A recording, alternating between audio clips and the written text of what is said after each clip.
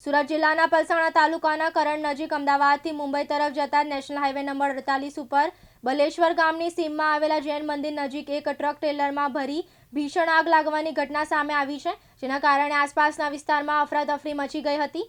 મળતી માહિતી મુજબ તારીખ 4 માર્ચ 2025ના રોજ જામનગર સ્થિત રિલાયન્સ ઇન્ડસ્ટ્રીઝમાંથી આંધ્રપ્રદેશ તરફ જવા માટે બાબા રામદેવ ટ્રાન્સપોર્ટની ટ્રક ટ્રેલર લઈને ટ્રક ડ્રાઈવર રફીકભાઈ પ્લાસ્ટિકના દાણા ભરેલી ટ્રક લઈને નીકળ્યા હતા। તે દરમિયાન ટ્રકમાં આગ લાગતા ટ્રેલર રોડની સાઈડ ખુલ્લી જગ્યામાં મૂકવામાં આવ્યું હતું। આ ટ્રેલર ગત માર્ચ મહિનામાં એક વખત આગમાં સળગી ચૂક્યું હતું। ત્યારબાદ ફરીથી તે સ્થળે નજીકમાં કોઈએ કચરો સળગાવતા ત્યાં પડેલા મોટા કચરાના ઢગલામાંથી આગ ફેલાઈ અને પહેલેથી સળગેલી ટ્રક ટ્રેલરમાં ફરી એક વખત ભીષણ આગ ભભૂકી ઉઠી હતી। આગની ઘટના બનતા આસપાસના વિસ્તારમાં દોડધામ મચી ગઈ હતી। ઘટનાની જાણ થતાં કડોદરા સ્થિત PPL fire brigade team, Bardoli fire વિભાગની ટીમ તાત્કાલિક ઘટના સ્થળે પહોંચી હતી। ફાયર વિભાગે ઝડપી કાર્યવાહી કરી આગ પર કાબૂ મેળવી કુલિંગ પ્રક્રિયા શરૂ કરી છે। રમેશ ખંભાતી, દિવ્યાંગ ન્યૂઝ, પલસાણા, સુરત।